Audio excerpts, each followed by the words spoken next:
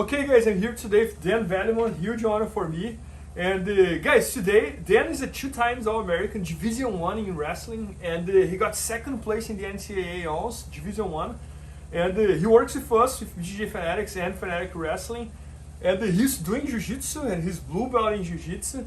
And today in this video here, Dan is gonna try to tell us here what bothers the wrestler in Jiu-Jitsu. So what to do against the wrestlers in Jiu-Jitsu, in his opinion.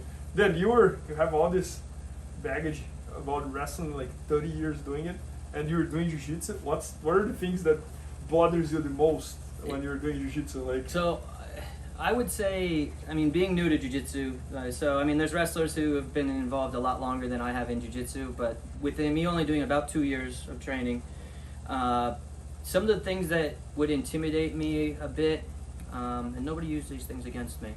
This is hypothetical. But I mean, it would include, I mean, most wrestlers in my situation who are really good at getting takedowns and focus a lot on being on their feet and then controlling people on the ground aren't used to people looking for leg-based submissions. Leg-based submission, okay. So, I mean, your heel hooks, your ankle locks, knee bars, those types of things. Typically, if I have somebody who's putting me into like X-Guard or De La Hiva or Octopus or any of those types of things where I'm like, I don't like this, I don't feel comfortable here. At the very least, I'm just trying to remove myself from there and start over. So as a wrestler, I want to kind of control that situation and be able to really keep that control. And when like the legs start coming in and I'm like, I'm not sure what you're doing here, I want to remove myself. And if somebody's tired or if they just want to, to improve their position, even just threatening something like that can make a wrestler maybe flee for a second before they enter back in. So I would say that. And another thing too, wrestlers are very good at keeping people on their back, typically. And one thing that's annoying, I would say, is for wrestlers when they're trying to pass, is people that are good at just getting that knee shield in and just continuing to bring that knee back in. Avoiding chest to chest. Yeah, and I'm trying to get out to the side, and people that just continue to move there, sometimes I'll just move to something else as opposed to sticking with it. Because in wrestling, you would technically still be on your back, and even if your knee was there, I would be getting back points. But for a jiu-jitsu player, that knee keeps coming in, you're trying to get chest to chest, and that can be frustrating for a wrestler. So not necessarily something that I'm not afraid of being submitted or swept so much, but just sometimes getting frustrated where I'm like trying to get past that knee and it just keeps coming back and it keeps coming back. So I would say for jiu-jitsu guys, being persistent and continuing to do that, even if they're getting tired. So. Well, then one thing I noticed that, especially when I was training at Marcelo's, because he was really good at this, like going underneath. Like Marcelo was really good on like going from butterfly to one leg X-guard to X-guard. All those things. Yeah, it's pretty bad for wrestlers as well. Right? Yeah, wrestlers don't want to be in those positions. Anytime that I end up there, I definitely didn't want to be there. I didn't put myself there. And wrestlers have to be careful, especially if you're playing a guy who likes playing guard, who will try to pull himself into those positions because I want to get close. I want to be able to get my hands on him, and to do that, my legs have to get somewhat close.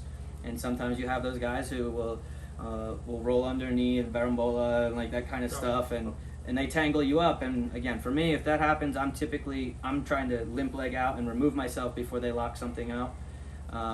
Or at the very least, I'm trying to just slow the position down where I'm going to get a lot of weight on that leg and try to pull you into me. But in general, I don't know what a wrestler doesn't typically know what to do, because you don't get people that will put themselves there. And it's just, I mean, as a wrestler, that's one of those things that requires you to learn and adapt. And the last question, probably, you mentioned about, when you were talking before here, you mentioned about the chokes as well. It's like wrestlers, they start jiu-jitsu and they get choked all the time. Like, what type of choke is that? Is like the guillotine, triangle? What's that? Or is everything? Well, actually, so it's triangles too. We didn't mention that before, but a lot of guillotines with the wrestlers who shoot with their head on the outside, and they're just not very. They don't pay as much attention to like their neck being out, and I mean, you get a good guillotine guy, and you get in trouble very fast. A guy who doesn't really shoot that way maybe won't find himself in that position, depends on their style. But triangles too are one that wrestlers can struggle with, just with one arm in, one arm out, and so for wrestlers, you either want both in or both out. They're kind of, but yeah, that's one that that wrestlers can definitely find themselves falling into. And so just trying to summarize everything here. So things that jiu-jitsu guys should use against wrestlers: attack the legs, go underneath, take advantage of knee shields, and especially if the wrestler is just starting, focus a lot on chokes, because they probably... Yeah, even just threaten. Even if you threaten it, they might not shoot on you again. Yeah. If you want to be on your feet and they threaten a guillotine, it's not even a good one, they might not shoot again then. So you might be able to take away some of their wrestling, because like, well, I don't want to do that. So guys, 4 things here that you can use against the wrestlers on your gym. So again, focus on chokes, focus on leg attacks, use knee shield as much as you can, and if you can go underneath, like butterfly to one leg X-gird, butterfly to X-gird, and go underneath then, you know, like, and I remember Marcelo doing that all the time, Marcelo Garcia, and that's something that Gordon does a lot as well, like butterfly, lift the person up and goes underneath. And so I hope you guys enjoyed this, guys. A few tips here straight from the wrestler. Again, don't use those against me. That's secrets.